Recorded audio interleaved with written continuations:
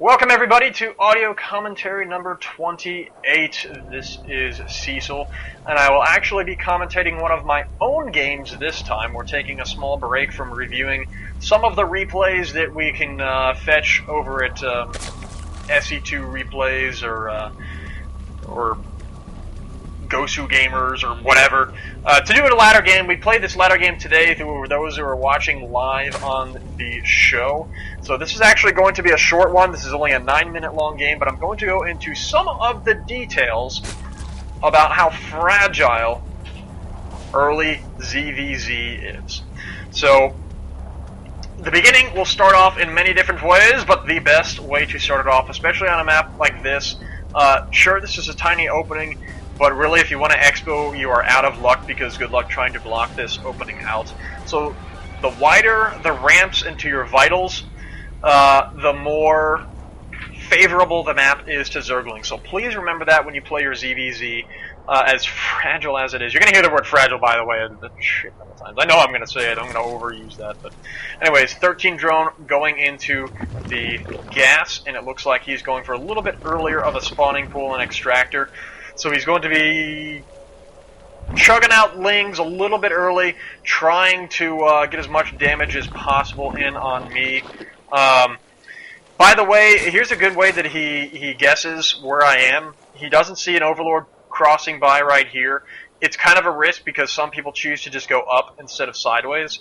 And he doesn't see, by the time he's ready to make these lings, an Overlord starting to make his way into his base here. Because notice this, he's got his Overlord to scout this at as well. So it's a neat little trick if your opponent is super crazy about going left and right instead of up and down. Anyways, 14 spawning pool as well. So he's got his lings out. I see that. I'm not too worried, being that we're across map, and he scouted this out just to be sure. So he completely knows that I'm on this side of the map. Worst comes to worst, I'll just collide all my drones together on this point right here, and then I'll just bloom them out onto the Zerglings, and I'll be able to get as much damage around him as possible. So I'm hoping for that. But it looks like I'm going to have some lings out in time with just a little bit of pain on his end with these Zerglings. Let's switch over to the economy here. I'm 4 drones ahead on his econ, so he's going a little heavy on these early lings as well. So I do the little trick right there, bunch them up, and get them all nice and squished together for an attack. Now here's what we want to do. He planned on, I don't know what the hell that was there for, is going for a, that's the one major derp that he did this game, is just leaving the drone out there. He did, so he's going to leave his lings out in front here. I want to one-for-one these lings best as I can. Meanwhile, back in the base here, nothing much going on. Income. He's slowly creeping his way back here. But the big thing is if you want to ride on about 14, 15 drones, and if he's doing the same thing, the best way to make use of all of your drones, I mean, look at what we're both floating on here. He's on 260, 240-ish. I'm on past 300, because at this point I'm really trying to gauge what he is doing, and I'm waiting too long to do it. My concern is that he's going for something like roaches. I try to sneak in a spine down here, maybe to keep some of his lings back in his base. By the way, when you make the spine down here, we have plenty of time. We can fast forward over to here. I want to show this to you. Just barely, only one drone can fit his way through here. So this is a nice little way. If they auto attack, they're going to be struggling back and forth. So if you get that spine out in time, it'll be a huge problem for them, but purpose of that is just keep him back a little bit. Try to scout him out a little. I did not see much. If we go to my vision, still I didn't see anything else, so I figured, okay, he's going to keep the ling pump going on. I didn't see the baneling nest yet, so I did get a spine crawler back in here. I am going to invest in a second queen, I believe. Here comes the baneling nest as well.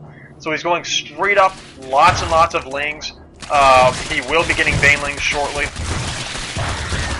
So here's really the difference in where our strategy lies right now. We'll go to the income. We're still pretty close on drone count. He's going for the expo. I go for the expo a little bit later than he does. But nevertheless, we're both tapering off what we're doing right here. I don't see any more. If you look at what I've got on the map right now, I can pause it real quick and explain this. Anything that wants to go through this ramp right here, I'm going to see it. I'm going to see the red little blips on the minimap. That's what I'm going to see. So, that's kind of what we're going on. Sorry, I was reading the chat from the stream right now. So I see this. I'm very, very happy to see this. This tells me that he has made a commitment to the expo and not a tech switch. Because I know, based on the amount of lings that he pumped out, there's no way that he's got one up his sleeve and getting an expo at the same time and getting all those lings out. So there we go. We're able to stop the expo. I'm very excited now because this is where I think, okay, I can pull this off. I can win this because I'm getting this down. He had to stop that. And he went earlier on in his lings, and I had a hunch that, okay, he's going to be a little bit behind on his econ as well. So here we go. I'm pumping out. I'm not going to scrimp and save on the amount of banelings we're going to put out here. That's not going to happen because I really want to get as much damage as possible. I split these up. One goes out this way. One goes down this way as well. Just kind of locking him in. Trying to do that. I kill the larva. Turn back and do that, and I was able to pop that. Completely screwing his entire econ here. But let's quick go to my vision.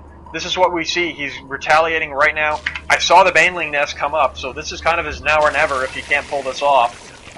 Go to his income here. And like I said, I put a ton of banes into that little attack right there. I saw another macro hatch come out, so I was pretty confident that, you know, I can pull off the win from here. But it's such a short thing like that. I mean, we've seen games where one baneling will determine whether or not someone gets to advance in their next round in the NASL. It's pretty ridiculous. But knowing that this is coming, I do prepare with a couple of banelings back into the base. My focus is not so much his lings, but his banelings. And I try to bring this back to where I do have some spine crawler helping me out with the queen as well, because I know that his losses are precious. He cannot afford to lose anything else, and that's that for that game. As I was saying, ZVZ, the whole shitfest of trying to just walk on eggshells around banelings. There are variants of the strategy everywhere on this map. I encourage you, especially Tal'Darim Altar is another similar map as well. Please check these out. Gosu Gamers has them. SC Replay, I had it in the Destiny commentary that I did last week. The link to that site as well. But there, like I said, there's a lot of variants to this. The big decisions that you have to face these expos. When do you get the expo? I normally, with this build, by the way, and I'm going to give you the build order right now, I normally go for 13 Extractor. And I'll show you. I can actually speed this shit up. 13 Extractor, you see this here, and I'll speed it up. This is just the build. Look at the base. Don't worry about anything else that's going on the map. Look at the base, and look at the supply. 14 spawning pool going up right now. So like I said, 13 Extractor, 14 spawning pool. Pair it with a bunch of lings. You don't have to worry. I want to stress this. Don't worry about trading ling for ling, because if he's going for fast banelings, that's less of a thing you have to manage in the field anyways. So nothing yet. I do get the queen immediately when the spawning pool comes out, but look at the supply. I'm at about 19 around that time. And look at my gold. Gold. Maybe in the Warcraft 3 guy. Minerals! Look at my minerals. I see that he does have a pump of lings still going. I do consider getting an expo, but the earliness that he got that spawning pool, and the fact that I'm still seeing lings being pumped out, that thing right there told me a lot, that he is still pumping out lings, so I had to hold off on the expo. But that is reacting to your opponent. So what did I do? Instead of the expo, I went for the spine crawler into the base, because if he's overcommitting, and if he tramples over, I'm going to need something to fall back on so it all is not lost. I can recover a little bit, maybe get a baneling or two. But so that's the adaptation. But the baseline for this build is at 20. You want to go for your an expo at 20. What does that do for you if you get the expo? Okay, if they're going roaches, what do? First of all, it depends on when they're going the roaches. If they're going roaches early, I would continue on with the speed and kind of make a half and half army, half Ling, half Roach, so you can surround the Roaches in the early game, and have some of your Roaches, your own Roaches attacking his. If he has the Roach Warren later on, go for a little bit stronger economy and get a ton of spines at your base, depending on the map. Usually, a map like this, spine here, spine and spine. You can defend that pretty well. And if you run some speedlings behind there, you can maybe surround some Roaches. But we're just theory crafting from now. Last but not least, I would never recommend doing this build and also trying to go for a fast Roach Warren as well, because you can't supply yourself with that many resources to do all of those things at once, so you can either do one or the other. So I will leave you guys with that. We'll try to keep this one short, and thank you very much, guys, for tuning into audio commentary number, which one is this? 28? 28, I believe. So, anyway, so those tuning into the stream right now, we will continue the show. For those not tuning in and watching on YouTube, first of all, welcome to those watching on YouTube. And we do this show. I have the description of the show in the the show description or whatever. When you watch the video, there's notes on it. Read the notes. So, yeah, okay. See ya.